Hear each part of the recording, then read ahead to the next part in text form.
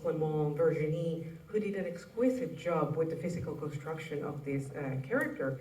And it was a wonderful journey for me to be able to play these two different roles, because by the way, these gentlemen right here, they didn't want me to play them both. Y obviamente pues ha habido muchísimo trabajo, pues tanto por la voz, porque no es mi voz, al final yo tuve que cambiar la voz para Manitas y para Emilia en dos, una es más grave, otra es más fina, de movimiento, de baile, de canto, etcétera, etcétera. Ha sido muchísimo trabajo en el que he tenido ayuda de muchos profesores y de mucha gente. Pero, y además creo que es de verdad un personaje de esos que no se encuentran fácilmente en el cine ni en ningún sitio.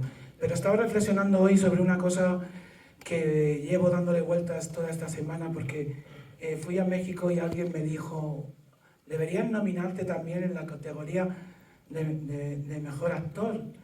Y le miré y le dije: ¿y si hago de vampira me nominan también en la categoría de monstruo? ¿O cómo? Digo, entonces, a ver si nos centramos un poco de qué va la historia. Well, obviously it is quite a bit of work, doing a voice work, because I had to change my range, deeper for Manitas and high register for Emilia, but it was also work with movement, dance, singing, and it was also thanks to the collaboration with many teachers. And I feel like this is a character that is not easy to find in the movies or pretty much anywhere.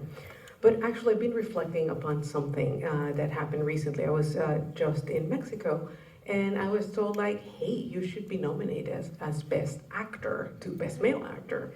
And I said, so what, if I play a vampire, am I gonna be nominated as Best Monster? And it's better that they speak other people. I want to move to Zoe. Yes, and he's not here today. Damien Jallet was, I feel like it's the, Jacques had assembled, a group of Avengers, no pun intended, of individuals that are masters in their own field. When it comes to music and composition, Clément and Camille are just masters in what they do. His collaboration with Virginie when it comes to art direction and costumes is just incredible and prolific. And Damien is a master in his own very right as one of the top choreographers globally, who not only does tours for Madonna, but he's also then choreographing, for companies in Japan. And Jacques had, partnered with him. By the time I came on board, I think that the fact that I had a dancer background enticed them. Maybe it got me the part, so good, because then that means I had to bring in the acting chops, I guess. It was an opportunity for me to reconnect with a part of me that I had so long, forgotten and left behind. I danced for the first part of my life, and it was something that was medicinal to my spirit. After losing a parent at 9 years old, like, dance became this thing, this refuge that I would go to. And at first it was 1 hour a day, then it was 6 hours a day, and then all of a sudden, in a compilation of like 10, 11 years, after reading Maxwell Gladwell's book, I was like, oh my God, I mastered something. Even though I didn't pursue it professionally, I had mastered it, but then I left it behind. I was able to use those skills and transition into acting and go to space and do amazing things there as playing, blue and green aliens, and I'm very grateful for. And but later on in my life, as people often feel, you feel stuck, you feel stunted, you feel like, okay, what's next? What is it? What is my next challenge? How am I going to evolve from this? And my evolution was a desire to reconnect. And I'm just, Jacques wasn't in my bucket list. He was in my bucket list of filmmakers to work with. That was never going to happen. So this opportunity for it to be in the form of Emilia Pérez and Rita, to be this Jiminy Cricket, even though she's not the voice of reason for Emilia. She tries to be, but in the end, she wants her own transition. She wants her own disappearance, and she's willing to go to great lengths to achieve it. Gave me the opportunity to sort of find where Rita lives in the real world and where Rita disconnects from the real world and is completely insane in her own right.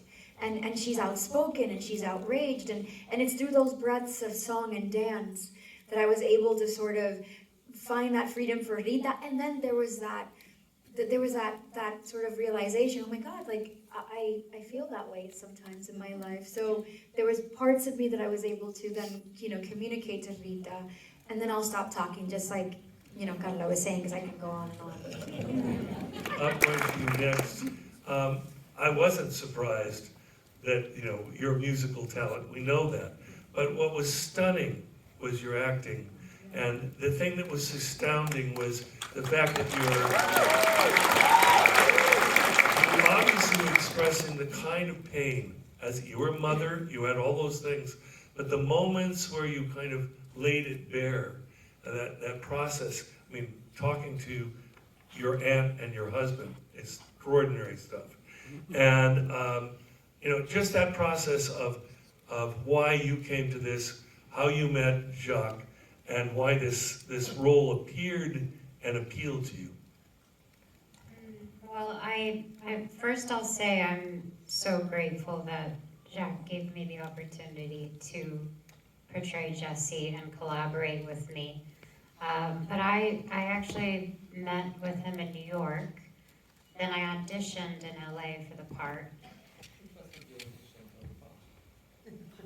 What does that mean, though? You always say that. Yeah, I don't speak. The musicians. I love you. Tell me what happened. C'était pas, chérie, c'était pas une audition. It was not an audition. Tu étais déjà engagé. What does that mean? You were already hired. Déjà, je t'aimais. I already loved you at that point. Non, c'était pour les musiciens. It was for the musicians. Oh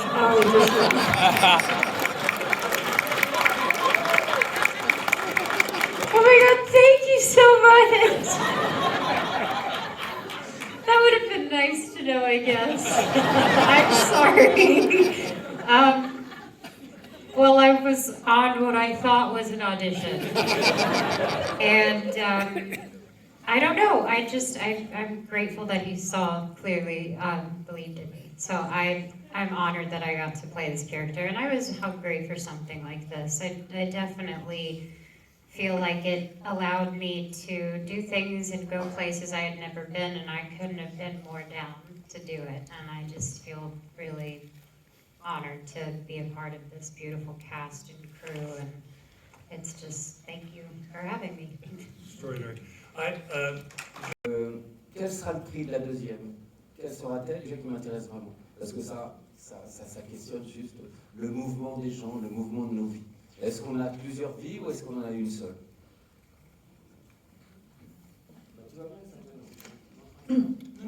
It bothers her too. So you are right. This is really the principle of having a second life.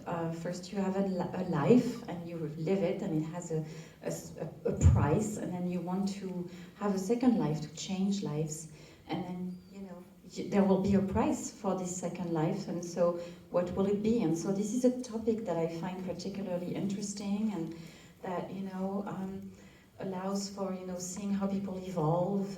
Will there be one life? Will there be two? So. Dans ce film-là, dans Emilia Pérez, comment tous les personnages vivent une deuxième vie. Ils pensent avoir accès à une deuxième vie. Et ça, et les coûts de cette deuxième vie va être différents. And so in Emilia Perez, all the characters live a second life.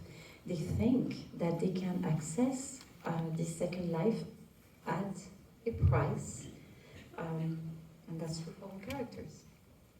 How you took that journey and finally came to the realization, because Mexico, for those of you who know Mexico, which is a fantastic country, they shot this on stage in France.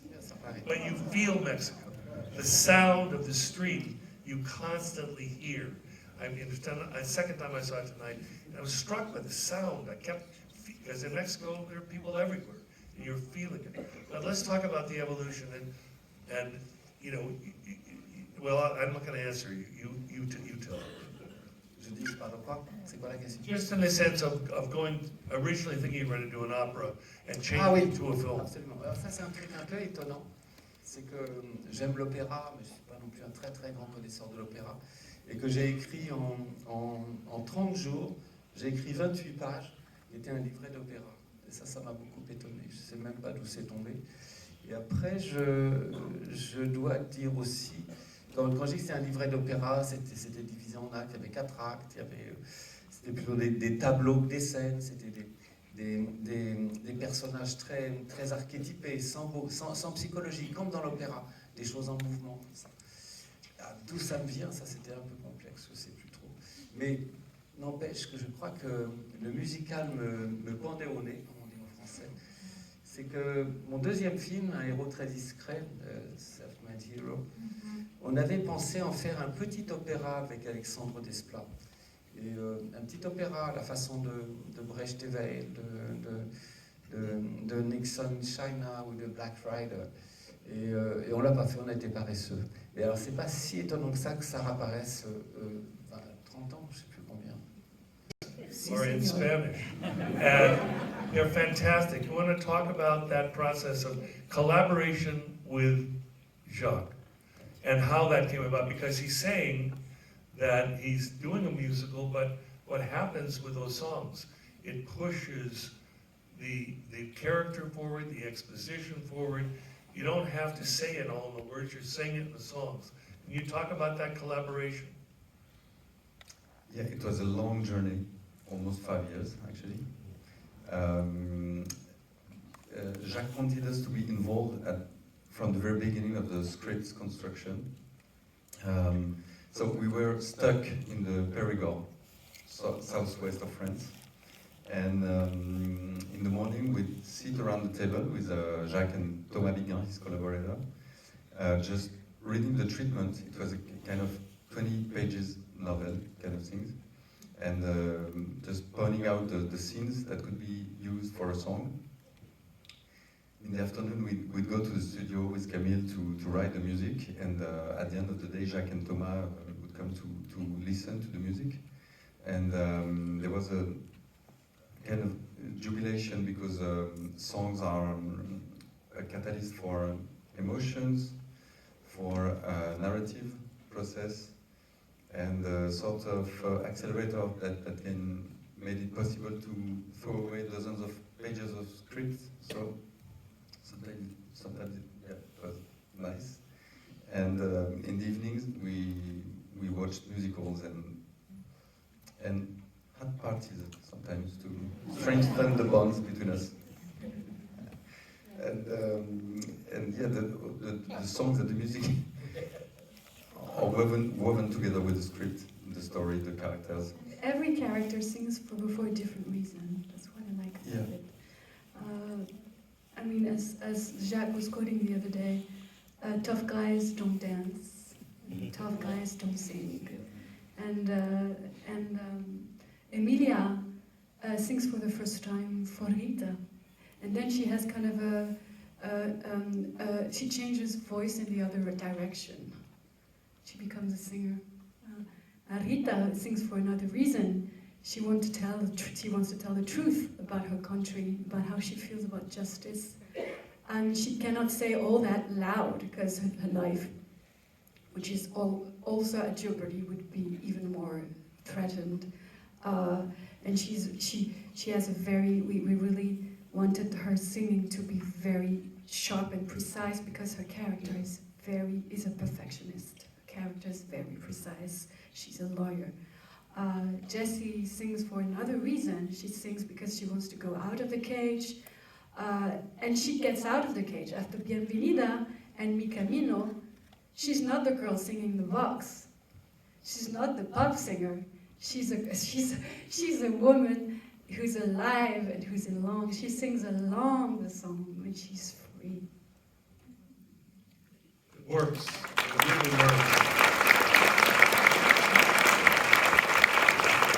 Ginny, I completely understand your title as costume designer, but I want you to define what artistic director is. We thought it was quite American, but we realized it's not so. Maybe we invited something working since a long time with Jacques, and looking at the costume, like more than costume characters, and then more than characters, maybe where they live or how they can live, or how we can find the stilization of the project, and especially in Emilia, because it's a very stylism project with all in a stage, so all to create.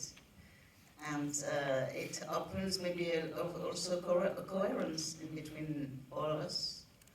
And yes, maybe also, we thought, first it was an opera, and then we wondered if we wanted to shoot in Mexico, so we went to Mexico, and then finally in suburbs of Paris.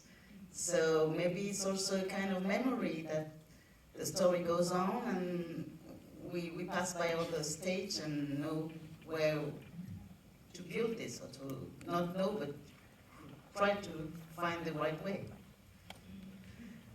I think that, and I'm going to come back to, I'm going to open it up here so we have a little bit of a dialogue.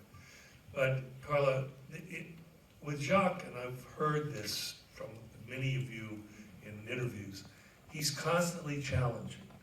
He has to have an intimacy with each actor. And how did you end up by allowing and trusting him to get that intimate? I mean, he had to reach out and express to you what he wanted, trusting that you were going to discover this character, bring something out of yourself that you lived into this character. Can you talk about that? El director más inteligente del mundo, entonces es muy fácil. No, creo que es una persona que es muy abierta a escuchar a las personas que tiene alrededor. Es una persona que no se casa con sus propias ideas, que intenta siempre recoger lo mejor de todos nosotros que estamos alrededor, y en mi caso pues ha sido lo mismo. Yo me siento muy feliz de que en este proceso me haya dejado colaborar en la parte que me tocaba. Yo quería colaborar en muchas más cosas, pero a veces ya me decía, ya tampoco hace falta que colabores tanto. porque yo me metía algunas veces hasta en la cocina, le decía a veces, digo, este es el póster que tenemos que poner en la película, este es el póster, y me decía, ¿quieres dirigirla tú? Déjame en paz ya. Entonces, ha sido un proceso muy hermoso, porque al final, Jacques y yo sí tenemos una cosa en común, creo, poca cosa, pero en común tenemos que sentimos una pasión muy grande por lo que estamos haciendo. Y al final yo siempre me he visto con él como si fuéramos dos niños jugando en una alfombra a los trenecitos y a los muñecos, que no nos entendíamos porque éramos de otro país, pero sabíamos que estábamos jugando a algo maravilloso. Y eso ha sido lo que hemos hecho.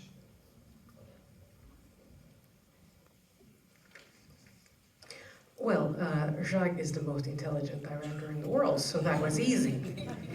He is very open, and he listens to those around him, and he doesn't get married to his own ideas. And what he does is he gathers the best from those around him, and that was the case with me. And I'm so happy that he let me collaborate on my part, and I wanted to collaborate on a lot more. And, Jacques would say, enough with the collaboration, sometimes even in the kitchen, hey, we need that dessert. But the beauty of this process is that I think that we have something in common here, and it's that we have a great passion for what we do. And it felt at times like we were two kids, sitting on the rug, playing with toy trains and toy dolls, and we not quite understanding each other, but because we come from different countries, but playing in this wonderful way.